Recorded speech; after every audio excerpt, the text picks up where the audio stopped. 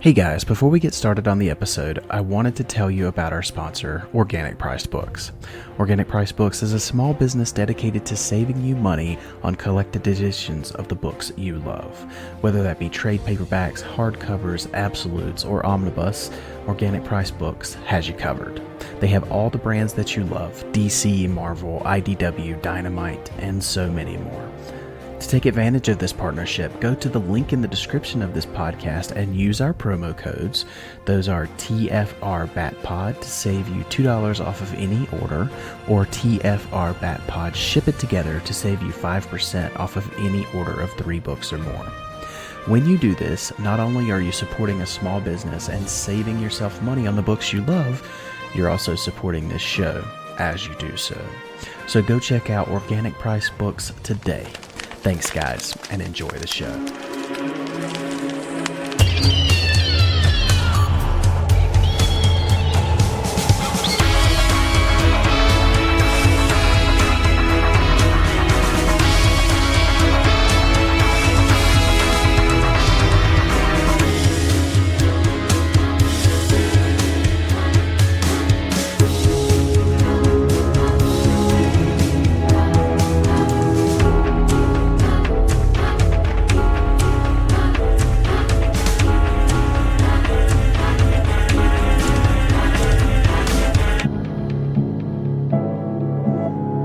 Happy New Year and welcome, citizens of Gotham, to The Fire Rises, a Batman podcast focusing on all things The Dark Knight and the DC Universe. If you'd like to connect with the show, you can find us on Facebook, Instagram, X, and Threads.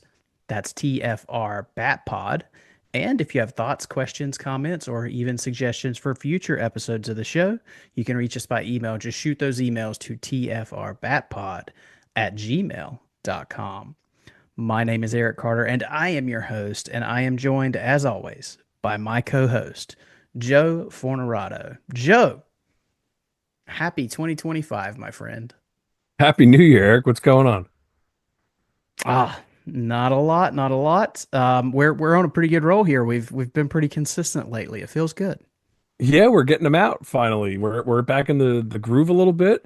We even have some more stuff to talk about coming up, which is nice. This is kind of like a an in-between one that we really hadn't talked about too much. I know we wanted to discuss this and hopefully I can remember some of it. Yeah. This might be the first time is this the first time we've covered a prose novel? Oh, definitely. Oh, wait, did we Oh, now I'm trying to remember. Did we ever cover the Batman prequel novel? I don't think we did. I don't think there was really that much to talk about for that one, so I don't think we covered that, did we? I don't think so. We may have mentioned it, but I don't think we Yeah, definitely didn't we didn't devote dedicate an an episode episode to to it. it. Yeah. Yeah. But we are here to dedicate an episode to a prose novel today. So without further ado, let's get into it. Today we're talking about Batman Resurrection.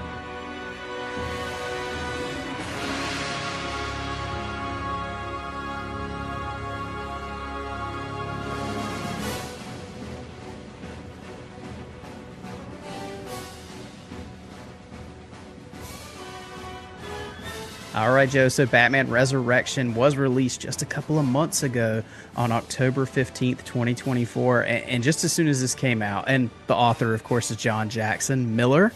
So shout out to Mr. Miller here. Just as soon as this came out, well, leading up to it, I feel like there was a lot of excitement for this amongst fan groups. I don't know in in the general audience how much excitement there was. Yeah, I don't think my But mom knew about this one. no, but amongst the regular circles that we're in, I felt like this was talked about quite a bit. Don't you? I do. It's funny. It's hard not to think about the fact that I still remember poor Brendan from Holy Badcast was like shocked that he didn't hear about this until I think like 2 months prior to the book being released.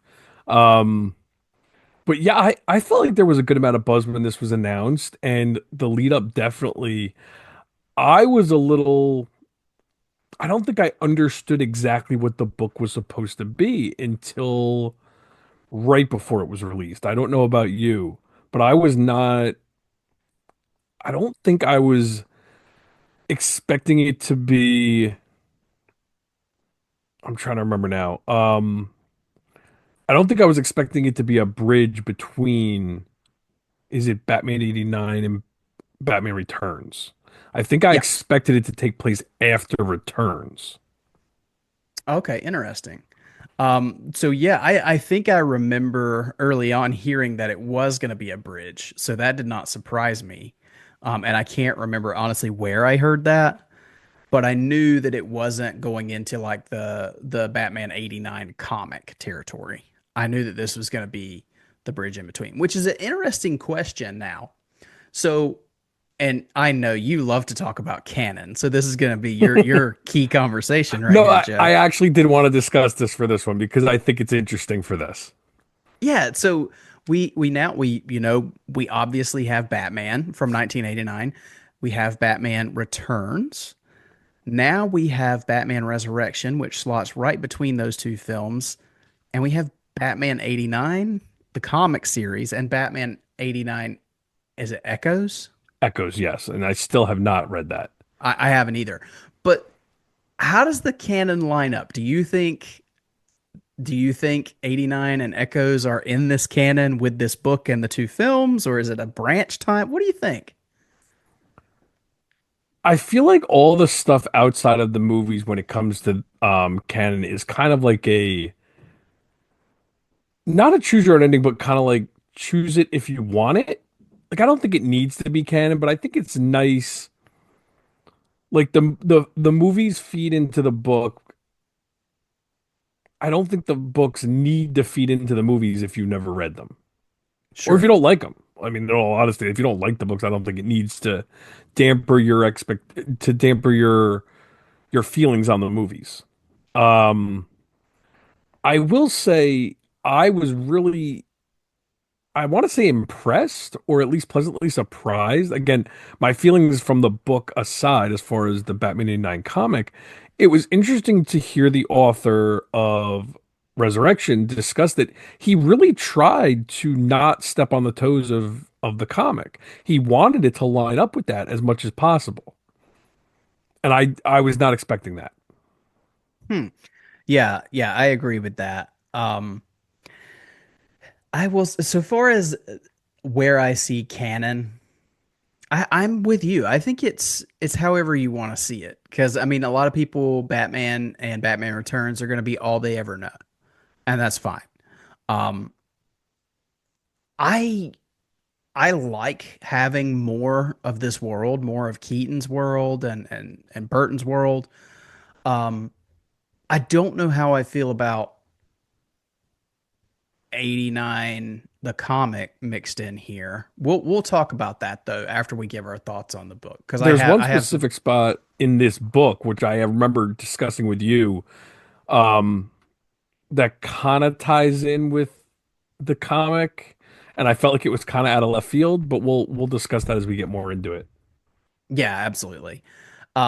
So just to go over the basics here. I mean, yes, it was released in October, at least in the United States. I know it was later in some parts of the world. I Brendan got it what, like last month, November, something like that. Yeah, and I don't even, we haven't discussed it with him. I don't even know if he's read it yet.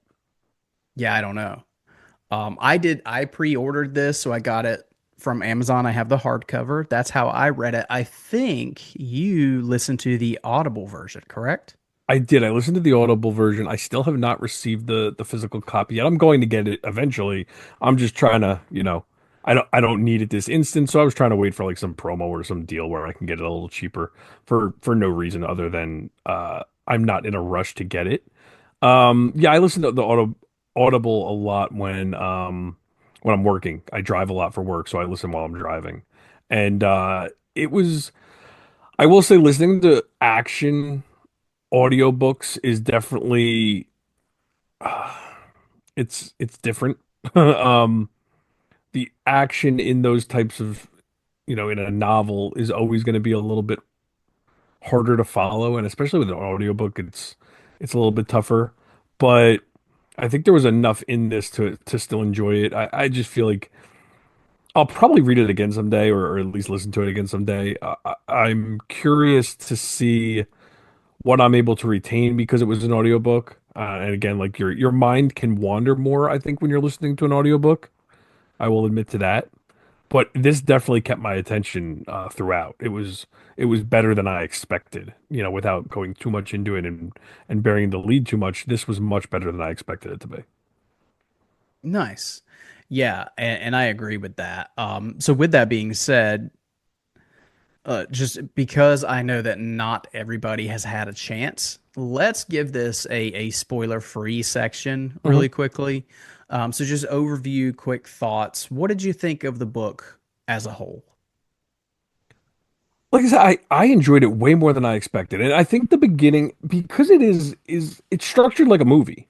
I Hmm. think the beginning sets up a lot, and it's a little slow. I definitely didn't start getting really invested in it. If I remember correctly, I even told you I wasn't feeling it, and I think I took a break from it for a little while because I wasn't as into the beginning. But as it gets going and you start to realize what pieces or what ideas they're planting and that kind of stuff, and the you know pieces start falling into play, it worked a lot better for me. And I think the whole idea of it being a transitional book or a transitional story between Batman and Batman Returns, I think that worked really well for this because it didn't have to be anything crazy, and it Hmm. also like didn't have to be essential reading.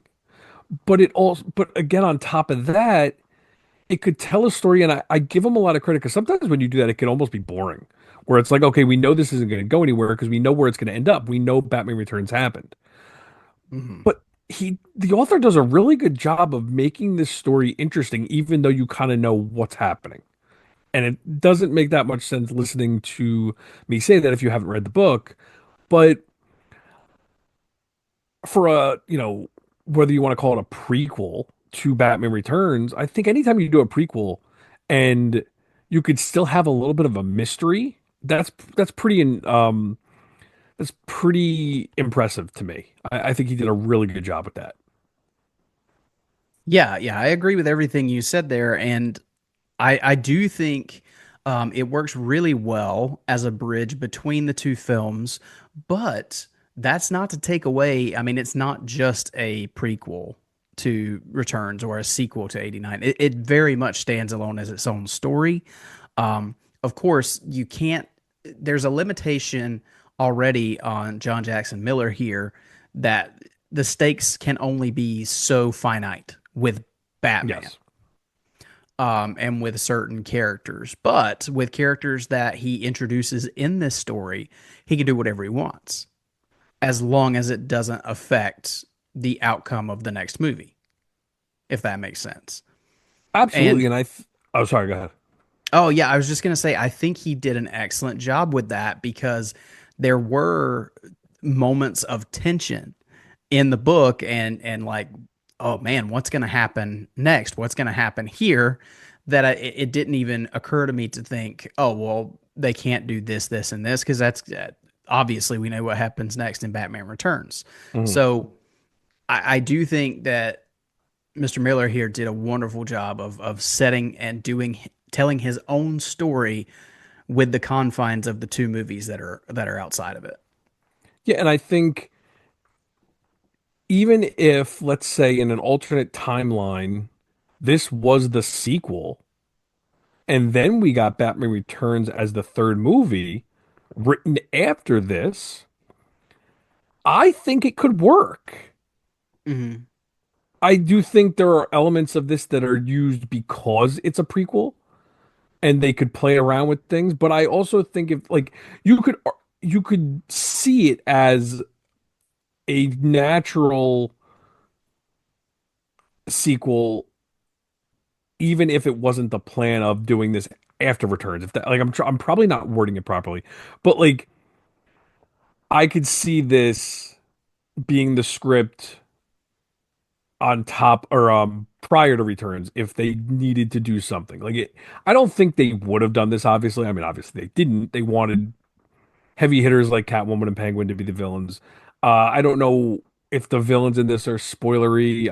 I think they can be because personally I didn't know who the villain was going into this. I tried to Yeah. stay away from it as much as possible, and I don't think they're the natural villains you would go with for a sequel, but I think it works really well in this world, especially to where I would love to see. I mean, I'd love to see a live action version of this, which that's not going to happen, but I would love to see an animated version of this at some point. Oh, absolutely. That would be so fun. Yeah. But yeah, I do love that in this story you can, and I hats off to Mr. Miller because the movie the book feels like it's inhabited in the world of Tim Burton. Oh, I thought absolutely. it I and that is my main knock on the 89 comic is it doesn't feel to me personally, it doesn't feel like that world And that maybe it's Burton set up. because it's giving a visual reference where this, you're filling in the visuals yourself. Mm.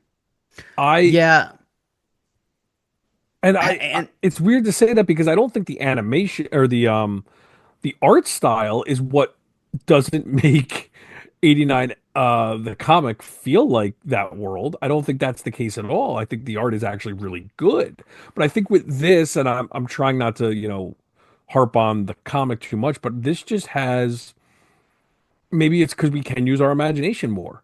But I also just think the story fits better in that world. yeah, I think the overall tone of this story feels more like a Tim Burton story to Hmm. me. And I will say this even I think what fascinates me a little bit is this elevates without spoiling who the villains are right now. This elevates a little bit more into the fantastical than Tim Burton ever went.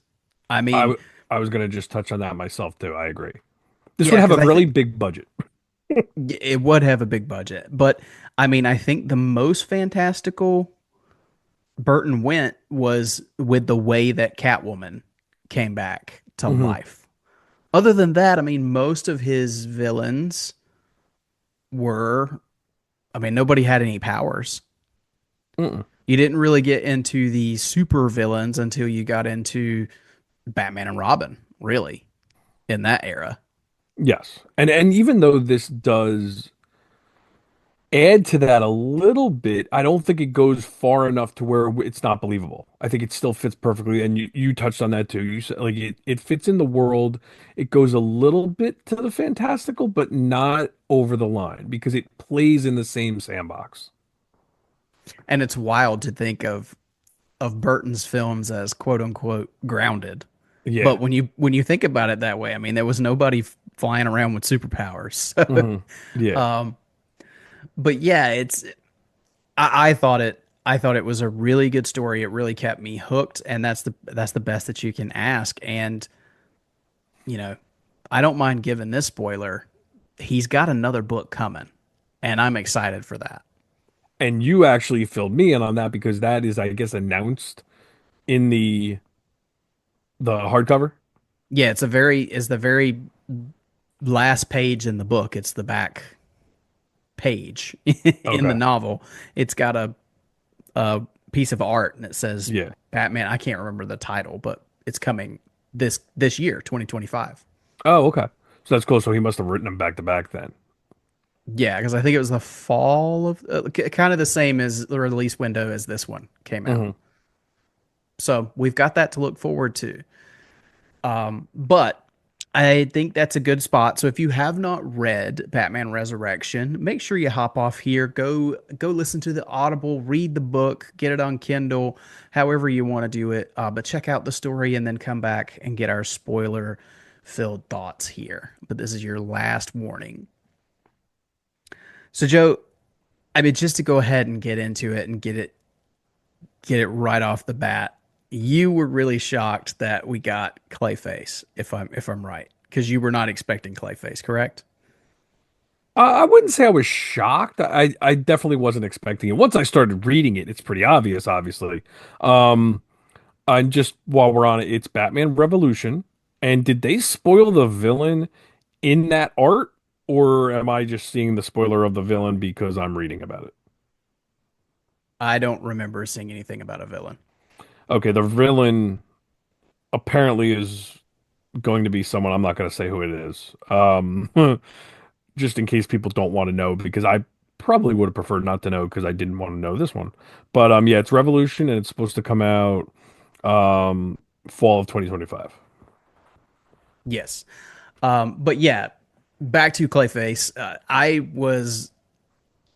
I don't know. I thought that was a very fitting character for a novel in between these two because Hmm. with a novel or a comic book, you can go as crazy as you want to and you don't have to worry about budget.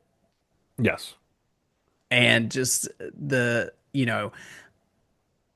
I liked the story of this version of Basil Carlo. And his name wasn't even Basil Carlo. That's a stage name that he used in the story. I can't remember his actual name in the I just brought book. it up prior. It was Carlo Babic. Carlo Babic, that's right. Yes, and I get his aspiration was to be a stage actor, and he Hmm. worked at this at this theater in Gotham, the Monarch, correct? That I don't remember, but I love that it feels like a 90s superhero villain take. Like Mhm. it is if we did this today, I think we'd be a little annoyed. Do you agree? Like if this was done in like I feel like nowadays we want more comic booky. We want stuff that just take the comic version and give us that. But back then, we were much more willing to go with um fitting the narrative of the story, like tying it into other elements of the movie. And I think they did a really good job of doing that for this script. I call it a script, the book, whatever you want to call it, because it feels like this is what they would do in that era. And especially Tim Burton, the way he made everything fit the story more than he prioritized the story more than the comics. And I appreciate that for those movies. That's what he wanted to do. That's what he did. Um, Mhm. but I feel like nowadays we're kind of I don't want to say we're past that, but I think audiences get a little annoyed, or maybe it's just the comic nerds get a little bit more annoyed with that than we did back then. Well, I mean, by this point, that doesn't bother me as long as the foundation of the character is there. Hmm. And I feel like it's here. You have the acting portion of the role. You have, the accident with, and yes, it's tying it back to Smilex here, but it's a chemical. And I mean, you have the man who is now known as Basil Karlo, who can shapeshift into anyone. So yeah, for me, there's enough to foundationally be the character of Clayface that Yes. no, that wouldn't. I don't think this would bother me at all. No, it definitely. I mean, again, I think if we got like we finally get our comic book version of Clayface as a villain in a Batman movie now, I think it might annoy me a little bit. But for again, for then and for this world, I think it fits this world. We've joked about it before that like this would be the Matt Reeves version of Clayface, probably. Um, Maybe even a little bit more grounded than this version. Um, so again, with this, I don't want to harp on it too much, but I think this works really well for this world, and it just Mhm. feels like a natural. It feels like such a smart move because you have to tell a story that's compelling that for some reason wouldn't be mentioned in Batman Returns, which is hard to do. Mhm. Um, but also fresh enough where we're interested in it. And like again, I just keep repeating myself as I usually do with this, but I do just think he did a really good job with towing that line. Yeah, and I love that yes, there's things sprinkled through like we see that Max Shrek is part of the organized crime Hmm. that's going on in Gotham, which really sets up, I think, beautifully sets up the mistrust that Bruce has in him in Batman Returns. Love that. Yes. Loved little stuff like that. And it also never felt heavy-handed of like, okay, I need to do this, I need to do that. I need Hmm. to fill this gap that people have complained about for years. I never got that idea. Like Knox in this story is played out so well. Vicky Vale is played out very well in this. Again, they're giving us the transitions that we didn't necessarily need, but some of us are like, oh, it would have been nice to have something like that to fill the gap. For sure. And I love the time frame as well because this picks up just a few months after Joker's death. Hmm. So we're just right on the heels of Batman 89. And I love that the continuity is there. We still have issues with the makeup and the farm Hmm. and the skincare healthcare products in Gotham City because of the Smilex scare. So we're still, the Gotham City is still trying to rebound from that to the point where this actor that Babbitt works with at the theater, who is I can't remember his name either, but he's this renowned actor that is kind of down on his luck and he's Hmm. trying to use the stage in Gotham to get it back. But he sends Babbitt out to get these products from shady characters, which we've seen before because it's the two crooks from Batman '89, which I love, who sell him these products and they end up being tainted. And this actor makes Babbitt use the products to test them first. And I'm like, Yes. what a bastard. you know? I love I love that whole exchange, but I don't think I caught that they were the exact same two goons that were in the beginning of '89 that we suspected as when it was like the death of the Waynes. Like that's those two, like in the very beginning. I didn't Yeah, realize they were that's the two them. same people. Yeah, they set it up. If you go back and read it, they definitely set it up that it's those two. Okay. I Yeah, believe you. because That definitely makes a lot of sense. yeah. And as you said, I mean, we do have Vicky Vale, we have Knox. Knox has a pretty big role in this story. And Vicky Vale, I love that they give you reasoning going into returns why she's not there. I love that they set up that Bruce is becoming so obsessed with saving Gotham City that that's what puts the strain on the relationship with Vicky Vale. And that's why she leaves because of his obsession, which makes perfect sense. It fits Batman to a T, and it gives an explanation of why suddenly in Batman Returns she's gone. Hmm. I And again, really like that. it didn't take over the story either. He didn't like it wasn't like a throwaway thing. It was a natural part of the plot. He really like I commend those type of things. I mean the Clayface stuff, tying in with the Smilex and all that. I feel like that's easy, fun stuff for an author to do. But for him to really masterfully tie in all these gaps that a lot of us have been craving, some explanation or just wish that we got more of in Batman Returns. I think he just did a really good job of making it seem natural for this. And I keep saying movie because I do. When I read this, I felt like I was watching a lost movie. Like we had this Mhm. lost movie that never saw the light of day, and it was like a transitional, almost like a series or something prior, which I think it would have worked really well like that. Almost like how the Penguin was a transition between the Batman Part One and Part Two, like that. I feel like it could have worked really well like that. Yeah. I will say one thing that I will say is a slight nitpick of the story is I do think there's a lot of threads going on in this book. Um, Yes. because you have the last laughs, which are the kind of the people who were obsessed with the Joker. They are this group of jokers, for lack of a better term, and they have arson attacks all over the city. You come to find out that they're led by oh gosh, what's his name? Uh, What the one the boombox guy the from boombox guy. Oh wow. Lawrence. Lawrence. You find out that they're led by Lawrence, or at least some of them are led by Lawrence. So you've got Lawrence here. You've got Commissioner Gordon and Knox investigating the arsons. You've got Hugo Strange, who Who we don't is know is Hugo Strange till yeah, way into the book. And I'll be honest with you, I didn't see it coming. mhm, Um, because I think I told you that was my one nitpick early on is like, why do I care about this guy?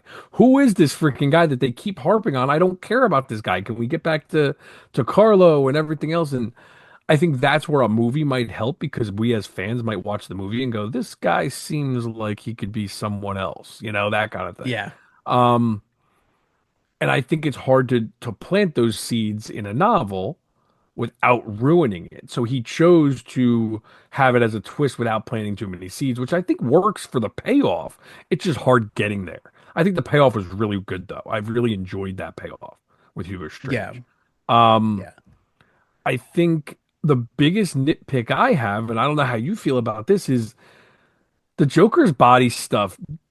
I don't know how necessary all that was.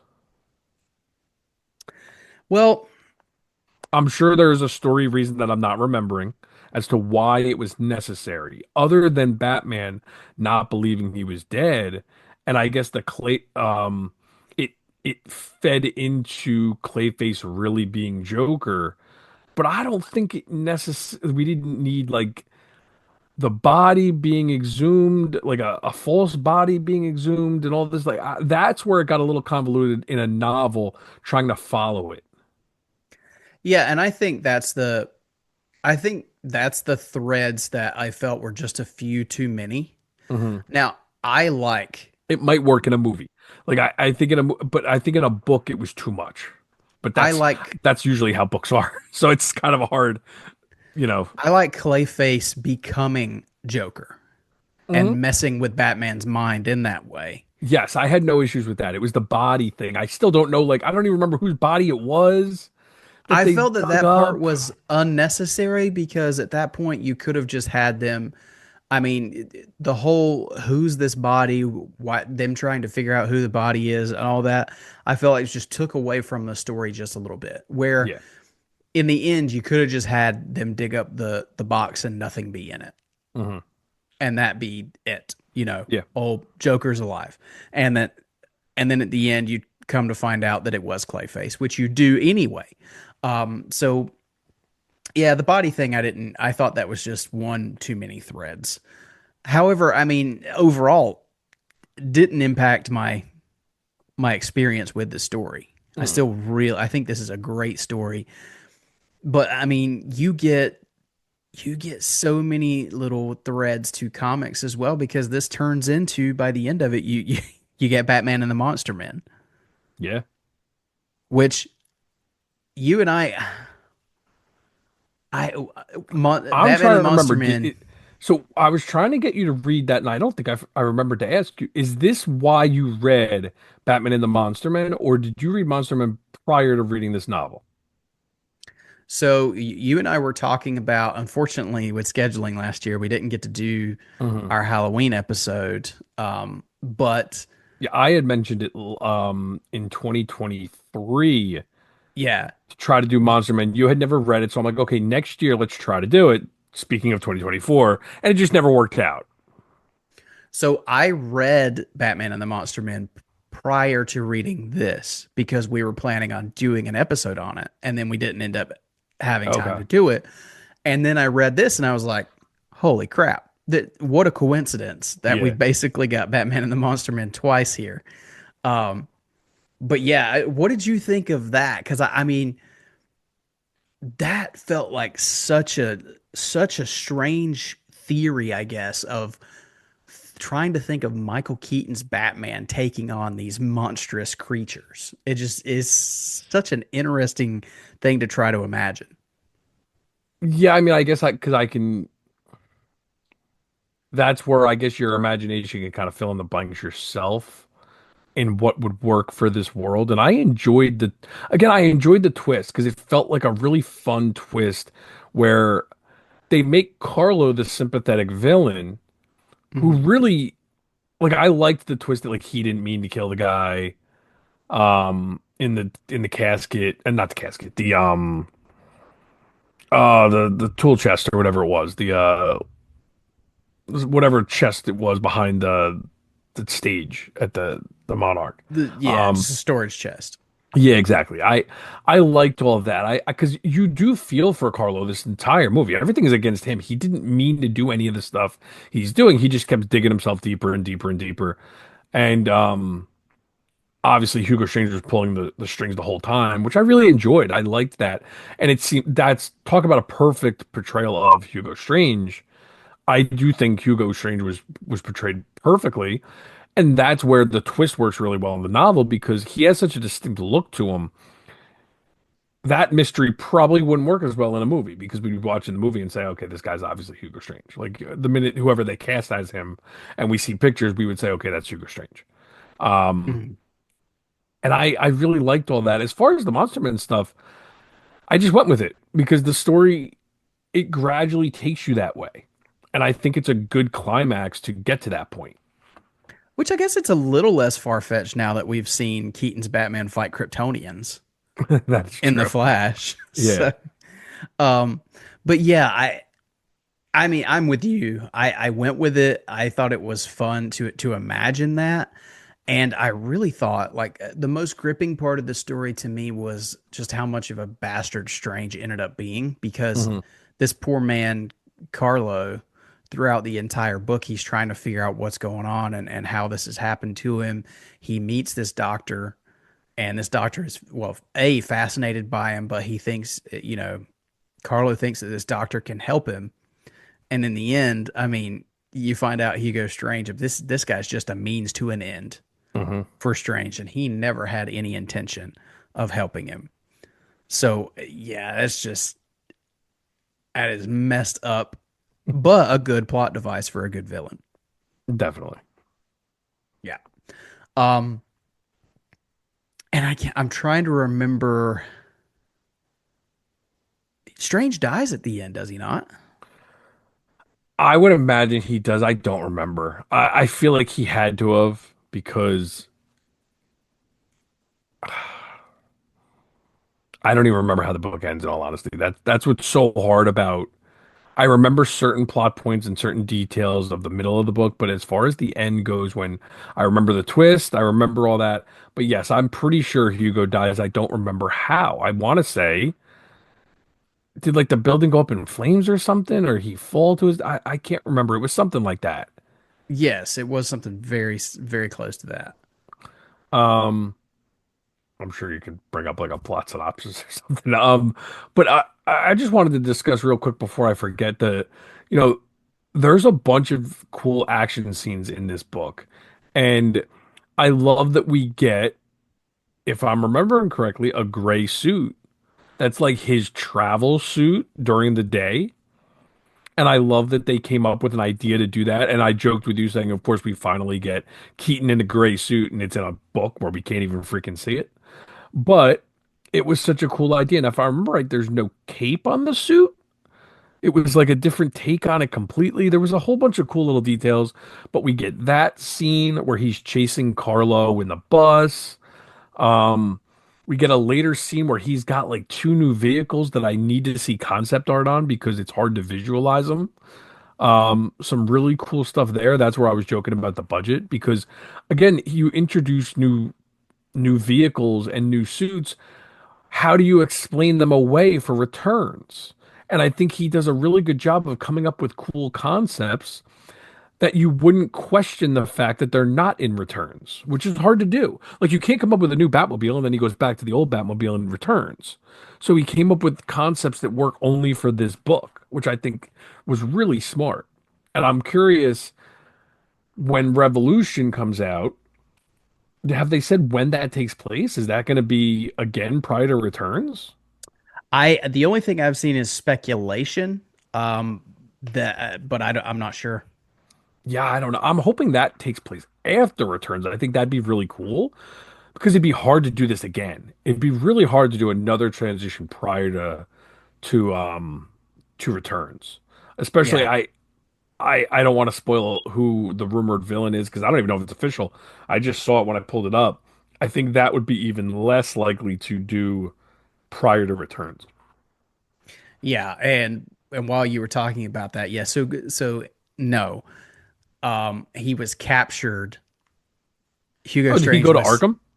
he was captured by Carlo, and Hmm. Batman stopped Carlo from killing him, but he had inhaled the toxins at that point, which kind of because there was something in the book about the quadratic equation being the last thing that went through Hugo Strange's mind.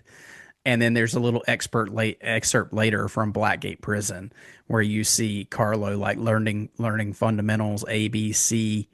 B is for bat bat bat bat bat. So Oh, geez. yeah, so kind of leading you to leading you to think that Hugo Strange is still there. He's kind of lost his mind, but Batman is his sole focus. So Okay. yeah. Yeah. But I'm with you. I love the idea of the second suit. And I also love that this is very much in line with the movie mentality. We gotta have extra suits and we gotta have a cool vehicle. Because I love the idea of Batman's hovercraft that they brought Hmm. into into Was it this just, I'm one. trying to remember, was it just one vehicle or was it two vehicles? It was it It just a hovercraft? There might have been another one. The hovercraft is what comes to mind. Okay. Because I remember you and I talking about it, and you said, "Well, man, I wish I could see this thing in action." I needed to see concept art of it to get a really good view because they call it something, and I had to Google what the heck it was called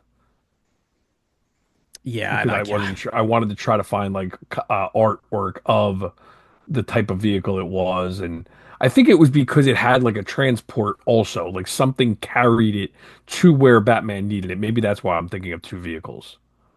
yeah. So yeah, it did have like a transport vehicle that would take it to whatever part of the city Yeah. that Bruce needed it. So, but yeah, I mean that falls right in line with all of the mentality for every Batman movie we've had, right? Oh yeah. You gotta have some new suit and some new piece of equipment. Now that's to sell toys. They're obviously not doing that with the novel, but I love that it's sticking with that formula. That's pretty cool McFarlane to me. comes up with some crazy toys. You never know what he's going to come up with. Oh, you think we think one day we'll get some Batman Resurrection toys? That'd be pretty awesome if he thinks he could sell them. He's going to put them out Yeah, absolutely. or see him if we see him in the comics. Yeah, yeah. But you had brought up earlier that you'd love to see an animated version of this. Man, I'm all for that. I don't know where all the licensing and stuff falls with DC Mhm. now and how they're doing DC animated films, but man, I'd be all for seeing a animated version of this because I think they could do some really neat stuff with it, and it would be so cool to see an animated Michael Keaton Batman. Yeah, it'd be really fun to see that. Yeah, but well, anything else you wanted to bring up on Batman Resurrection? So my one weird little transition thing that they did, which I felt like tied into the 89 comic, and it felt like a throwaway. It's the only thing in the book to me that felt like a throwaway, unless I missed something, because I asked you about it. They mentioned Winston. Is it Winston? Uh, is it Duke Winston or Winston? What is Tim Drake's name in the comic? Drake Winston? Winston Duke's an Uh, actor. It's Drake Winston, isn't it? yeah, It's I can't something remember. like It's been a that. long time since I've read that Yeah, I 89 comic. apologize. I'm combining like isn't Winston Duke the one that plays Yeah. M'Baku in Black Panther. Um so anyway, they mention him at a car mechanic for like 5 seconds, and that's it. You never hear about him again. It never pays off any at any point. And I thought that was weird because if you had never read the comic, that would mean nothing to any of us. Yeah, I thought it was kind of like, I mean, thinking of it as a movie, I thought it was just kind of like a quick little cameo. But Um, if you're just going by 89 in returns, that means nothing because we have no idea who that character is. right, yeah, but I mean, how often does that happen in big budget comic movies? It's like set dressing. If you catch it, you catch it. If you don't, you don't, I kind guess, of but thing. there's nothing to catch because it's not even the same name as anything we would know. You know what I mean? But if you've read the Batman 89 comic, there is. Yeah, I guess so. That's true. So I guess that's where I didn't expect them to tie into that at all. So maybe Revolution is going to tie even more into that. That was him planting the seed for Revolution, possibly. Could be, yeah. I will say, if there's nothing in Revolution about it, I agree with you. It's like, why even put it in there? It seemed very random to me. Yeah. And I did think while I was reading it, okay, we're going to see more of this character later. And Yeah, no, just they again, just never. one more scene possibly where he like does something with the Batmobile. You know, I wasn't expecting him to be Robin. Um, but Yeah. Well, yeah. And that's what makes me so curious about where they're going to go with the Revolution timeline, like you said earlier, because I mean, the easy thing to do would be because there's no set time on returns, because they don't establish how long it's been since 89 at the beginning Mhm. of returns. You could go It, prior to Returns again. you very easily could do that. I would prefer after returns, like you said, but But then that gets muddy with the comic. with the 89 comic, yeah. So what do He's you do? almost backing himself into a corner by being beholden to the comic, which is again, I didn't expect that because I'd almost rather this be an alternate. Like I originally thought this was going to be an alternate sequel to Returns. So like we were going to have the comic sequel, which was Sam Hamm's baby, and then we were going to have this, which was more going to be in line with Tim Burton.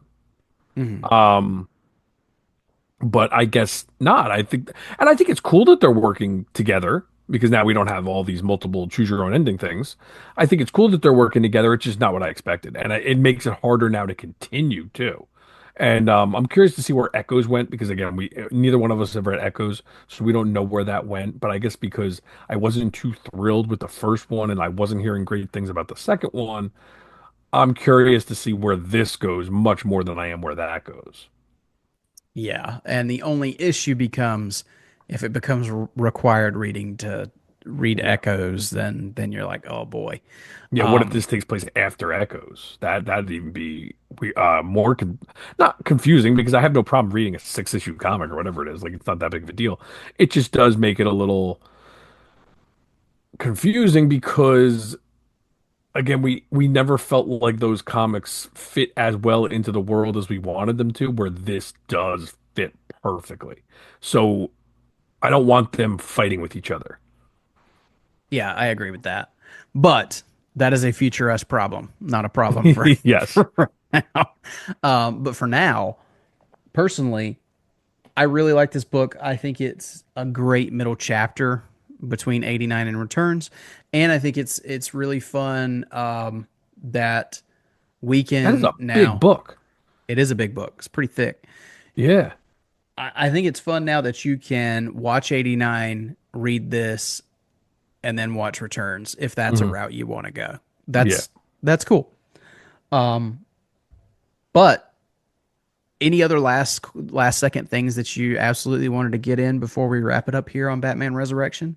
Well, ironically, my wife and I are probably going to sit down and watch Returns for a little bit tonight after we record because we're catching up on some of the holiday stuff we didn't get in. And those Oh, are the ones nice. that's one of the ones that I kind of was like, all right, we can wait to watch that. We don't have to watch that one at Christmas if we don't fit it in. So yeah, Blasphemy. yeah, I know, horrible. Watch Shazam but not Batman Returns. That's But okay. That's okay. A shout out to our podcasting friends over at Disorder. I just watched A Christmas Carol, the Jim Carrey version, before we started recording this. very nice. So you do what you can. Yeah. So I I loved what this book did. I was not as amped for this as a lot of people were because most of the time with these tie-in books, it's just not for me. I mean, I have like the old I've read them all. I have the Batman prequel book that we had. I've even had there was an Aquaman one for the Aquaman movie. It was like a young adult book. I have that one. I have the two. Robin and Batgirl books for Batman and Robin when those came out, and I've read those when I was a kid. Like I do check all these out. Most of the time, most of these tie-ins don't really work, and this one being so after the fact, it's fun. It's always fun to re-enter these worlds, but I guess because we had the comic and I was underwhelmed by that, maybe that, deterred some of the excitement, but I was pleasantly surprised. Even though it took a little while to get going, I really enjoyed where it went. I loved what they did with the villains. Again, the Hugo Strange twist was a lot of fun to me. Um, we got a lot of cool stuff, and I felt like I was reading a tie-in or like a novelization of a movie. And that is what this book should have been. Like that's what you should feel while reading this book, is you feel like you're reading a book to a movie that you saw, you're trying to visualize it as you're reading it. And that was really fun for me. Again, listening to the audiobook, a little different experience, but I did feel like I was like maybe listening to like a radio drama type of thing or something like that, where I got to really experience the movie that Yeah, wasn't. and that's cool. And I'll expand on that a little bit. You said this felt like a novelization of a movie. I I am not overly fond of movie novelizations. No, me neither. And to be honest, I feel like if I'm just going to read the novelization, unless it has some stuff in it that really expands on the story in a huge way, I'll just watch the movie. Hmm. What I love more as I do love tie-ins. And I think because it gives the artist or the writer in this case a means to really do their own thing within the world, of course, but really they're not beholden to matching the story that's on the screenplay or anything like that. And that's what I really like about this one is because it expands on the world, but it does something new and creative with it. It's something that I really love about No Man's Land, Hmm. the novelization of No Man's Land, because it does feel it's the same story, but it feels distinct, like it's got its own flavor to that story, and I actually prefer that over the comic. Interestingly enough, Yeah, and that's oddly a almost like a reverse. It's a condensed version of the comic, yeah, and it's just done so well. The yeah. comic is so big and has a lot of different things going through it, where the book is a much more succinct version. I agree with Mhm. you there. I think I was trying to get you to read that book for years, or maybe I've been trying to get you to listen to the audio drama of that, because that is really good. And I did. You sent me that, and I did listen Yeah. to it. It's great. But I would equate this more to like Enemies and Allies, which is the Batman Superman book. I Hmm. don't know if you've read that yet, but it is fantastic. I always recommend that. But yeah, it's something that I will definitely revisit. I am a rereader, so with novels, I will go back and reread them. So that one will be in the rotation, and I'm looking forward to reading it again soon. But Joe, I think that's a good spot to wrap it up on Resurrection. But we are not quite ready to go yet. We do have an email I want to make sure we get to really quickly, and this is from Stuart from Guernsey, and he says, "Hey Eric and Joe, it's Stuart. I just want to wish you both a Merry Christmas. I hope you and your families have a great holiday. I would be lying if I said I didn't miss hearing news shows on a regular basis, but I understand life gets in the way, and you both need to do what is right for you. I do appreciate the show is still going, as well as I'm sure the listeners do too, and still get excited each time a new episode drops. Anyway, I just wanted to reach out and wish you all the best, and here's to more TFR in 2025. Stuart. Stuart, thank you so much, and I hope you had a wonderful holiday with your family. I hope you had a great New Year, and we really appreciate it. I hope you've been appreciating the output we've had here in the last few weeks. We've been trying to make a conscious effort of getting new episodes to you guys, and we really appreciate you sticking around. But as always, Stuart, thank you so much for the message. It's really appreciated, man. Yeah, thank you, Stuart. It means a lot. Yeah, well, listen, we definitely feel bad when we don't get to put episodes out, and I also think it was a weird time where we weren't.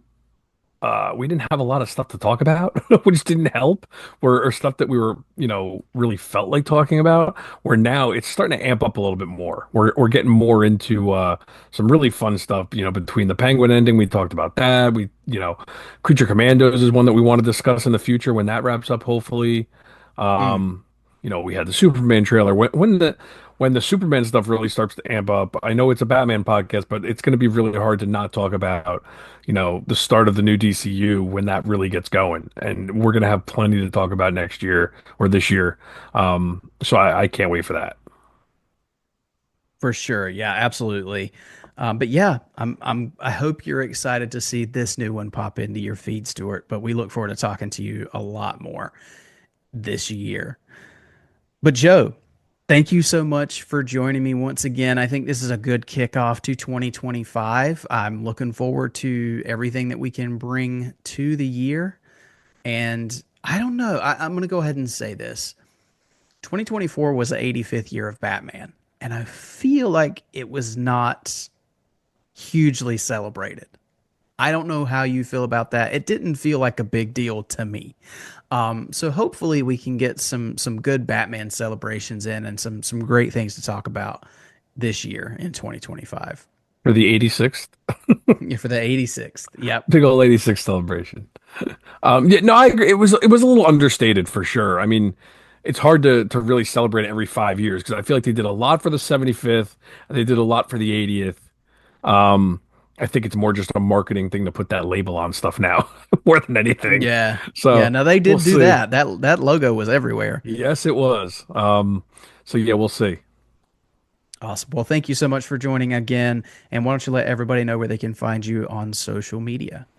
Yeah, thank you for having me again. So you can find me on Twitter, Instagram, and Letterboxd as JForn11, and you can find me on Facebook as Joe Fornarato, Fornarotto.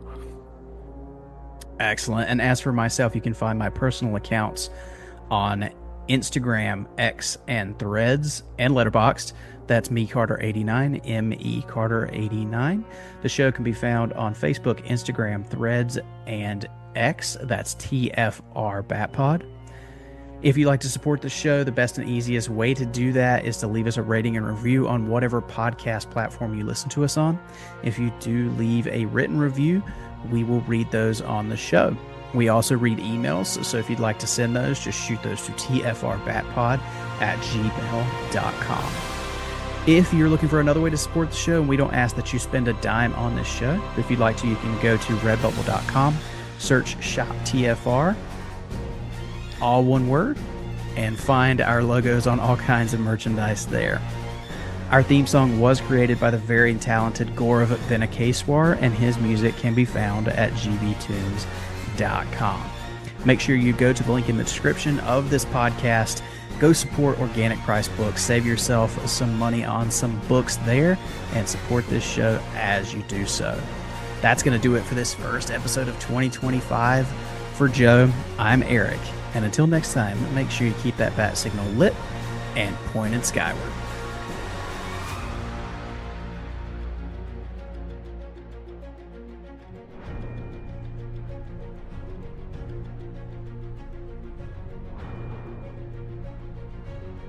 Batman was created by Bill Finger and Bob Kane and is the sole property of Warner Brothers Discovery. The Fire Rises, a Batman podcast, is in no way associated with DC Comics, DC Studios, or Warner Brothers Discovery. The thoughts and opinions of the participants of this show are their own and do not reflect the companies that they work for.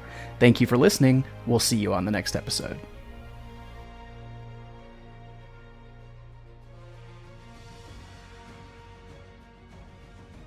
Should old acquaintance be forgot and never brought to mind?